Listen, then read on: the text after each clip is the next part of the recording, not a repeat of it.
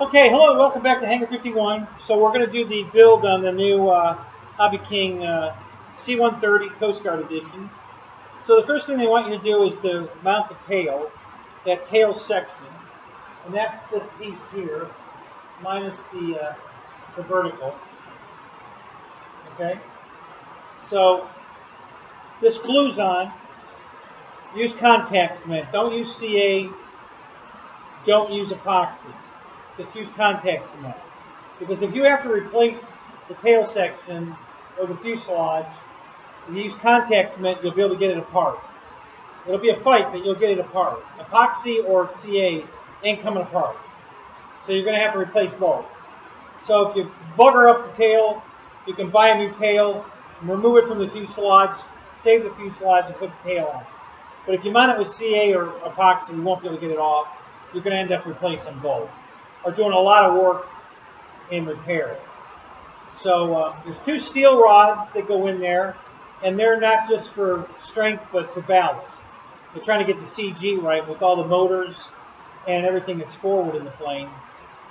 They had to add the steel rods to get the CG right. There's solid steel rods that go in the back here. Make sure that there's foam in the holes. Don't push the foam in. You got to grab a hold of that foam and pull it out. Put a little screw into it, a knife, something, but pull the foam out of the holes, the tubes. Don't leave don't leave the foam in the holes and try to shove it, because it won't make it. You're going to have interference. Now I even had to shave a little bit of the foam off the back of the tail section because I couldn't get it to go all the way up and flush up with the fuselage. So I actually trimmed a little foam off of that on the stabilizer side, not the fuselage, the stabilizer side. I trimmed a little bit of the foam off the edge. There's an edge there that sticks out a little bit farther. You don't need that. Cut it off if you need to. Test fit it first. So I've already glued it. So we're ready to go here with the next step, which is screwing the tail on. Now,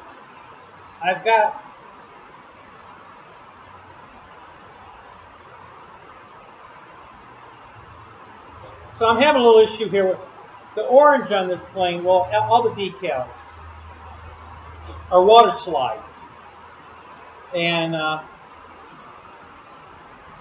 was pushing so hard on the tail here that I was compressing the foam, and it released the water slide, so it came off.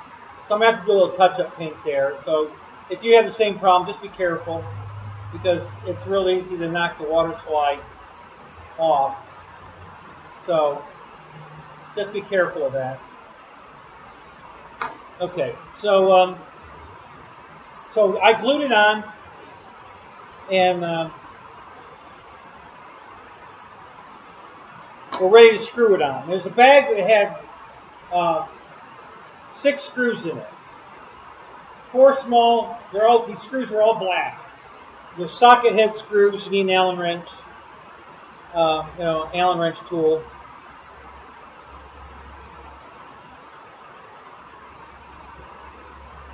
And it's a 2.5 millimeter hex driver. Okay.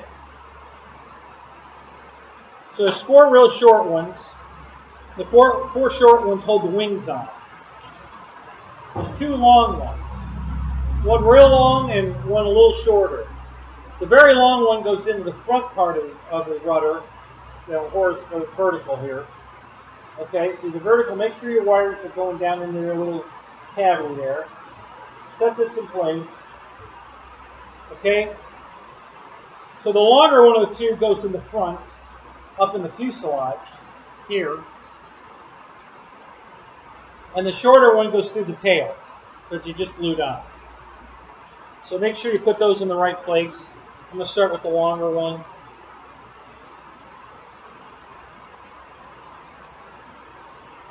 Set it up through here.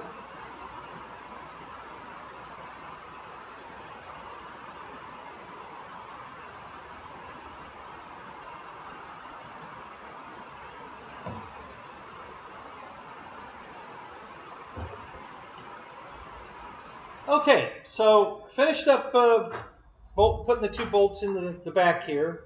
The long one here in the fuselage and the shorter one of the two long ones back here in the tail section. And I went ahead and hooked up my control rods to the elevator and the rudder because you don't need to watch that. I also went ahead and put the control rods on both wings. I will go over a little bit of that. So the inner flaps here closest to the fuselage are Fowler flaps. They actually slide back and then droop at the very end. And what I'm seeing is they really didn't make the arm long enough to get the full extent of the availability of the movement. Because once it gets all the way to the end, it really drops down.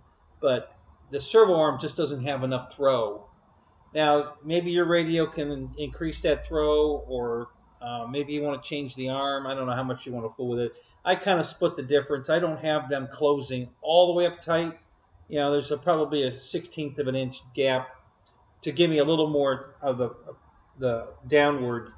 And I got them on a separate switch than the flaps. I don't want them on the same switch, so I may change my mind with that later. But right now, I've got them on separate channels, separate switches. The aileron rods everything's in dual bags. Okay, so it's really easy to figure out what goes to what. The Fowler flap, inner flap, is a ball link with a threaded rod, and the threaded rod has to thread into the plastic keeper inside the Fowler flap.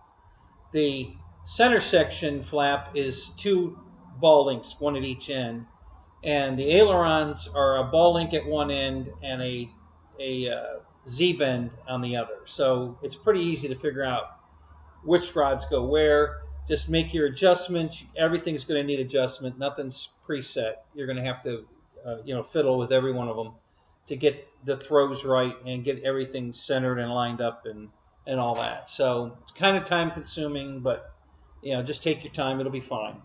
So I got all that set up. I did bind a radio to it. We're all set there because I wanted to drop the gear. The gear's down, so it's sitting on the wheels now. So we're good to go there. So now I'm just going to pop the wings on, which just take these 4 little black screws. Okay, those are your the wing mount screws, and they go in from the bottom. And I believe this is still the was this the 2.5? Yeah, this is the 2.5 hex driver, which is what you need for to put the wings on. Again, make sure you lube up these connectors here with the Vaseline. Makes it much easier to get them on and off. And so we're going to go ahead and do that.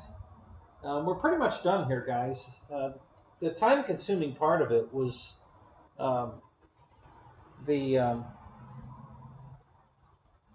hooking all these control rods up. That was a bit of a task, time-consuming task. But they came out good. Everything's good. So we'll go ahead and put these on. You got to put them on at the same time, guys, because if you put one wing on and let go of the plane, it's going to flip over. So the best way to do is just put them both on at the same time, and then just cinch them in like that. And they're on, and it's pretty solid. They're on pretty good, so there's not a whole lot to worry about there.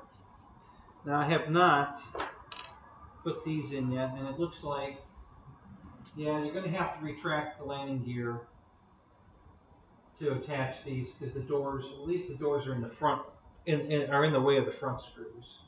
I think I can get to the back screws, okay, with the doors open, but the front screws, you can't get to the front screws with the doors open very well. So I guess let me put the back ones in if I can get them in. I think that one's going in.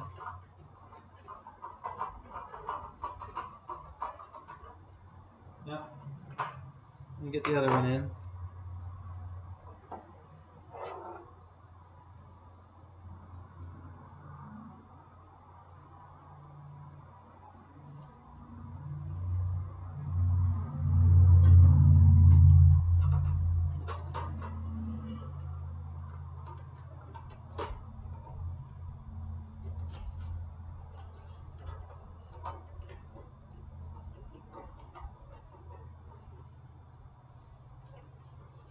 a little tight, but that's just because the wing, you know, they never just line up perfect. They're always just off a tiny little bit.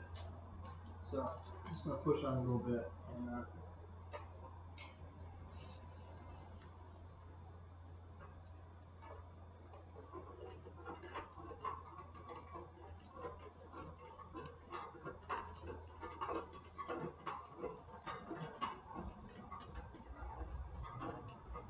so the back ones are a little tight going in.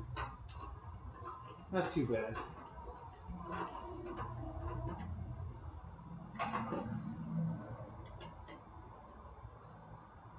Okay, so that's in. Let me put it back on its wheels. I'm going to plug in the radio, put the gear up, put the front two in, and then we'll put the gear back down. So you'll get to see me cycle the gear here. It cleans up so nice with the gear up. It really does. I absolutely love the landing gear on this plane. I think it was the greatest thing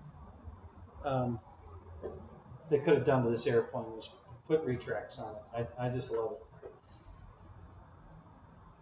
It looks so good in the air with the gear up. It really does. I haven't flown this one. I do have the cargo version, which they now discontinue. And I've flown that one, and the gear just looks awesome when you put the gear up. So, yeah, I couldn't wait to get the Coast Guard version. I was really, really excited to get this. Okay, so we'll go ahead and cycle the gear. I'm trying to get a good grip of it here so I can let go of it to grab the radio. You always have to cycle them through once. They won't go, so the doors hit because the gear's still down. So go ahead and open them right back up. Now when the nose gear door closes, there it goes. Okay, now the cycle's complete. So now the gear, that door's going to open, and then the gear will all go up, and then the doors will all close.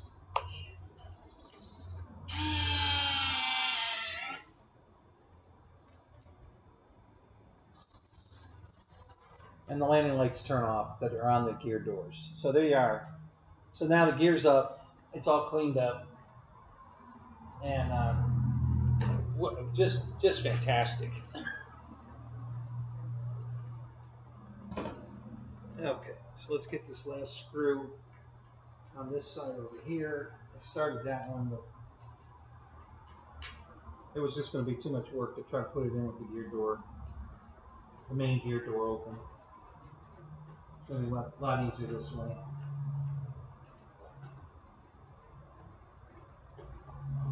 And for you guys that can't get this in your car in one piece, man, this is I mean, these 4 screws is all you got to do. There's nothing to unplug, nothing to unhook. Just take these 4 screws out, and you're golden. It really is a great setup for you guys that have to take the wing off. I have my trailer, so I don't have to take the wing off, so I'm going to go ahead and put them on, leave them on.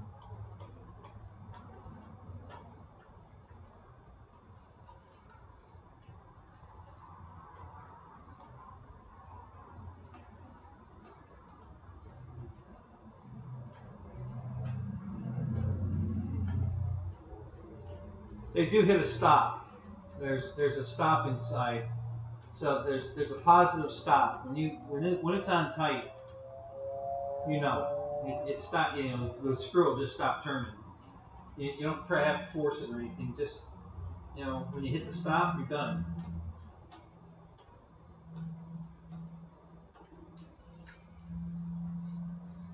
Not quite there. It's right there. Okay, and then we'll get this one here finished up.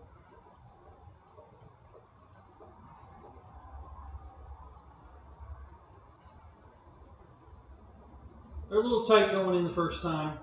I'm assuming if you have to take them on and off, they'll get looser every time you do it. It's mostly an alignment thing. It's always an alignment thing with these kind of wings, but not a big deal.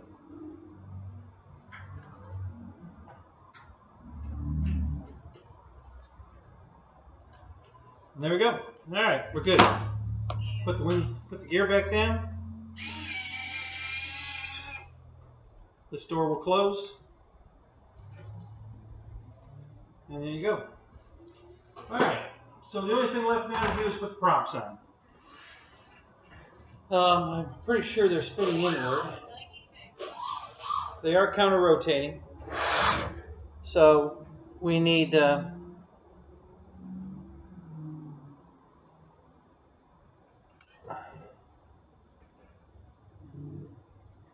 there's two left, two standard rotation and two reverse rotation. So we just have to put the right props on the right side. So this one goes on this side, and I need a little backing plate and screw. And I thought these were in the same bag, but they're not. So, and the backing plates will only go on one way, so you don't have to worry about getting them confused. So that's the wrong side, so that one's not going over here. Let me grab another one. I got to get them all out of the bag anyway. So I don't think it'll matter, but keep the screw with the backing plate that you're using, just to, in case they are left and right. I don't think they are, but they're probably just standard thread. I don't think they put reverse threads on them, but you never know. So I just make it easier to keep it with the right one, and you won't have to worry about it.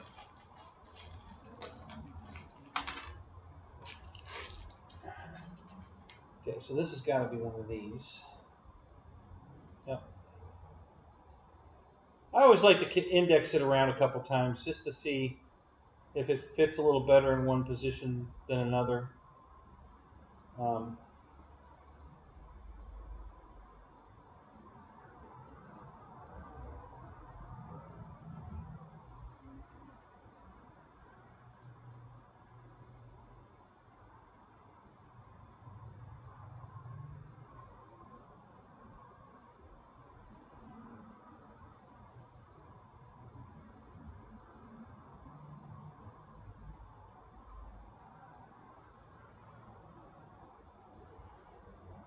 Yeah, seems like they're the same all the way around.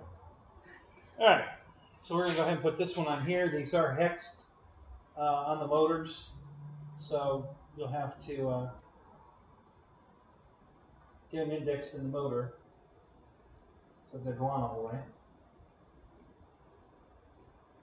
Might be easier to put the backing plate on first, because you can grab the shaft and hold it while you're finding the... It's not actually a hex. It's a half round, two flatted sides. So you get down on get the backing plate on first, and then you can put the prop on up to the backing plate.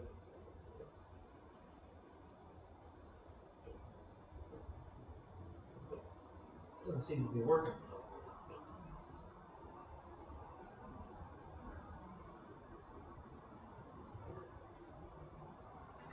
All right, let's see if we can get the... I believe these are the same size screw. It's a 2.5.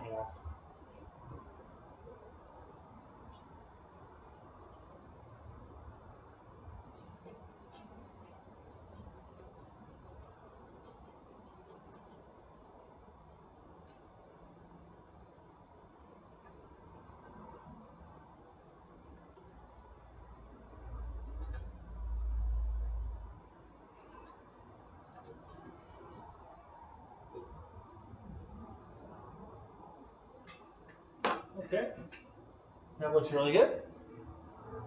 Need another one just like that. That's this one here, and this last one in the bag, because they're already been to the other two. So let's get this one out with the screw. I did balance all these props. They are balanced. If I was going to tell you there's a plane you could do, not really bother with balancing it, I would probably say this one. They're so small, the props are so small that even if they're out of balance, it probably isn't going to be very noticeable while you're flying the plane. So I still recommend balancing. I just think it's a better idea. You get a smoother flight. You get longer flight times. There's no downside other than you have to spend a little more time doing it. There's no downside to balancing your props. It's just better all the way around for the airplane, for your battery, less load on the battery, longer flight times, quieter sound. Just everything about it's better. It's just a better way to do it. So I highly recommend always balance your props, guys.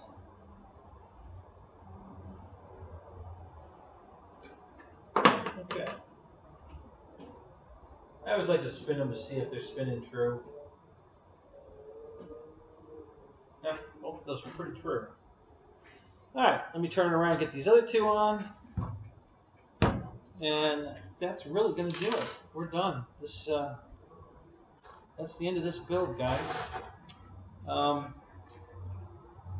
So it requires either an 8-channel radio or see, I have to my nose wheel is not centered, so I'll have to fool with that.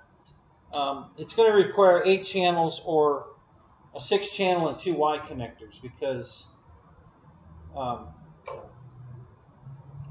and you'll have to Y the 2 flaps together because you won't be able to put them on separate channels if you don't have 8-channel. And even if you have an 8-channel, you're still going to need 1 Y connector because the Beck is separate. So you're going to load up. There's eight different channels. Okay, you've got your 4 standard aileron, elevator, rudder, throttle. And then you've got the 2 extra gear and flaps. Okay, and then you have 2 more extras with the second set of spoiler flaps or faller flaps and the rear cargo door. So that's a total of 8 channels. And with the Beck being separate, now you're looking at, you need 9 holes to plug into. Now, if you're running a radio that has a bind plug hole, you're fine. You can put your Beck lead in the bind hole. That works fine. But if you don't have that, then you're going to have to put a Y on it. And you can Y it to any one of the channels. Doesn't make any difference.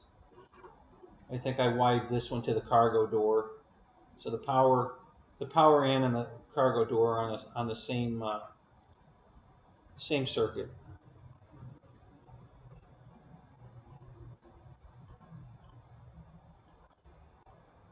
These are not backwards threads, by the way. They're all the screws are the same. They're all standard thread.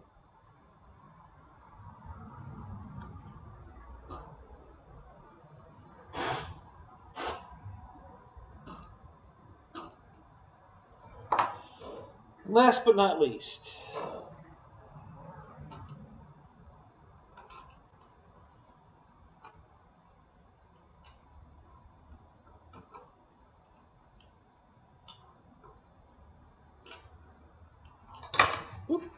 oops. Oh, and it went way over there.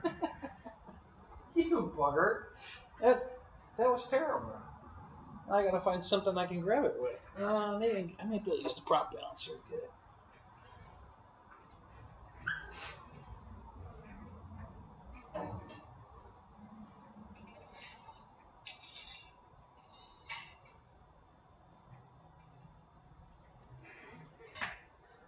Okay, got it. All right.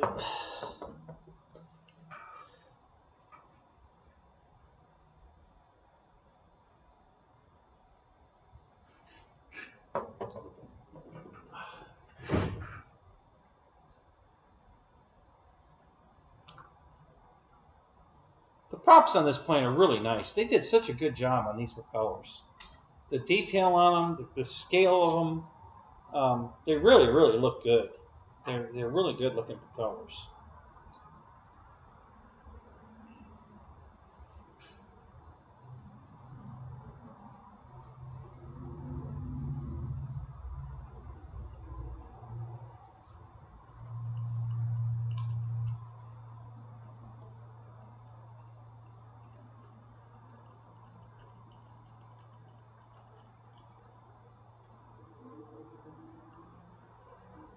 And if you spin one of these and it looks like it's wobbling quite a bit, that's the perfect opportunity to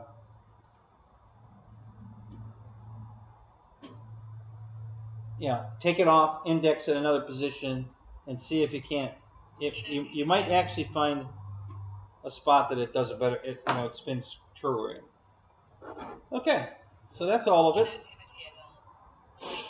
I already calibrated all my motors, so.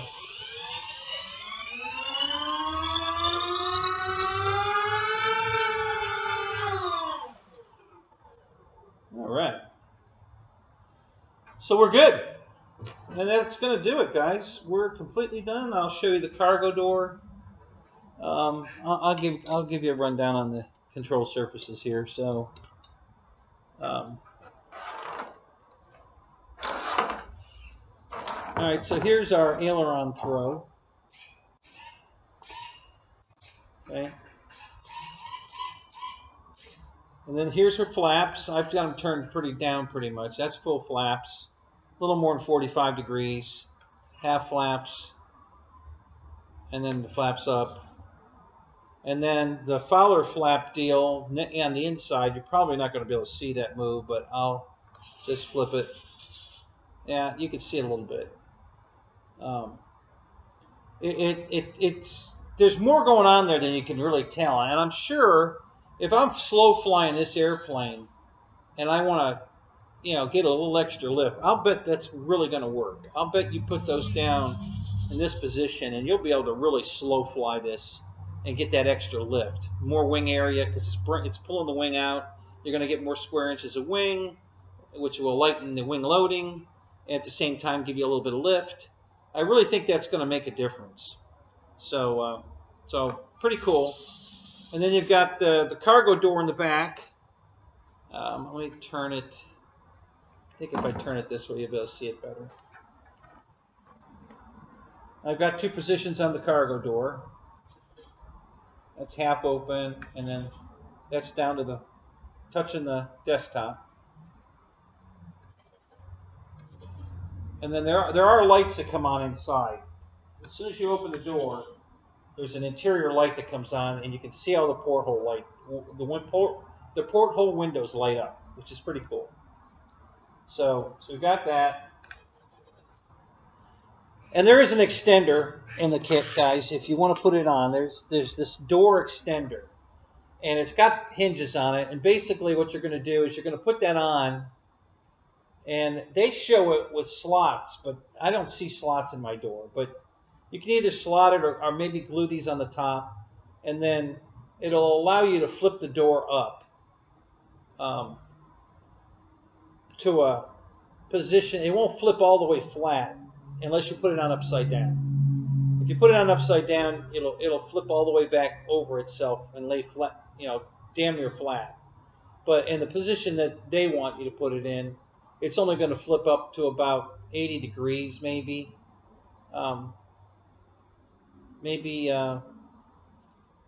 So yeah, so you're good, and they just want the door standing upright, and then when the door goes up, of course it'll be laying in like this, and then as the door goes down, it might even self-deploy it the way it's set up. If you put this on the way they want it, when you put the door down, especially if you put it down without a slowdown, it'll probably auto-deploy this, so that'll probably flip down on its own and give you that nice smooth ramp all the way in if you're going to be driving vehicles in and out. So that's kind of cool. So you'll have to play with that, decide how you want to do that. But yeah, that's the door. And then the last thing is the landing lights. Now the landing lights on the wings stay on. Okay? But the gear doors, the main gear doors have lights. Let me get that pointed right at the camera here. Yeah, so there you can see both. So when the gear goes up, just as the doors are closing, those lights go out.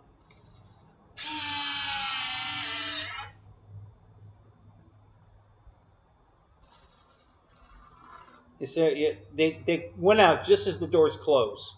So they do go out. And then when you put them down, the gear doors are out before the lights come on.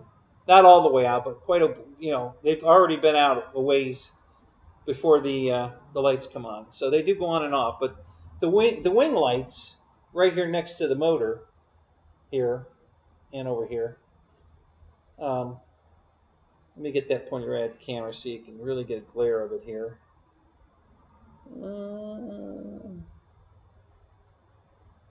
Almost. I can't get it in the camera here like the doors are.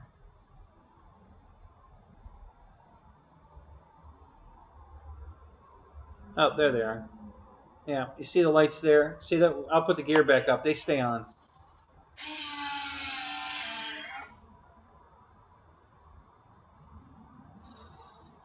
Yeah, so the gear doors are up, closed, everything, but those they stay on. So and then you've got a nav light on each wingtip. Yeah, there's your green one, which is going to be invisible because it's a green screen. But here's your red one over here.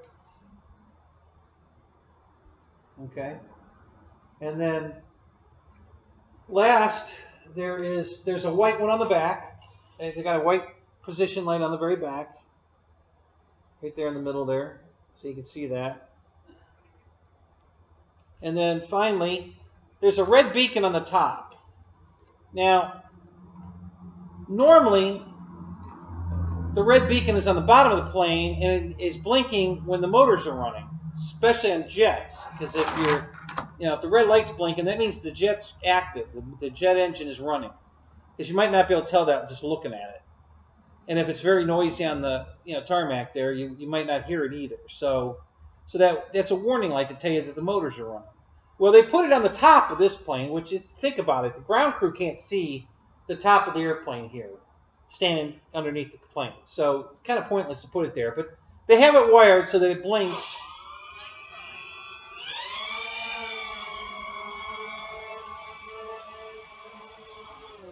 when the motors are running. So scale wise, it's pretty cool. But like I said, it should have been on the bottom of the plane where you would see it. If you're a ground crew walking up to the airplane, if the red light's blinking, you know the engines are running. It's usually not an issue on prop planes because obviously you can see the props moving, but on jets, not so much. So that red blinking and beacon on the bottom is telling you that the engines are running. All right, let me put the gear back down.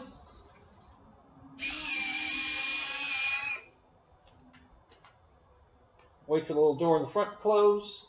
Okay, and then we can set it back down. And there you have it, guys. That's the complete build of the beautiful C-130 from Hobbyking. I love this airplane. It's really well done. I really like it. I guess we'll put it over here. So now there's a couple more options you have. There's a rubber nose cone, okay, that you can glue on if you want, just to protect the nose. So it's a very, very flexible. I wouldn't call it rubber, but it's a very, very flexible plastic. And it'll just glue right on the nose. You have to index it till you get it in the right spot. It'll go on any way you run around, but if you get it in the right rotation, it fits the contour perfect. So don't just glue it on. Walk it around, find out where it sits the smoothest, correctly, and then mark it. And then if you're going to glue it on, glue it on.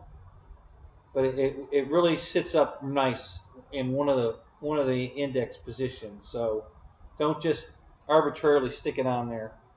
Just keep rolling it around until you find the nicest spot, and then maybe put a little piece of tape on it to show you that this is the up position, and then put a little foam tack or contact cement on it and glue it on.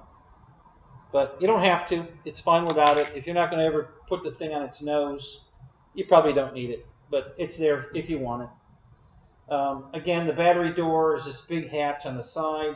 It has a little a plastic pull lever that goes all the way through the inside of the foam and tees into it. So you're not going to pull it off. It's beautifully done.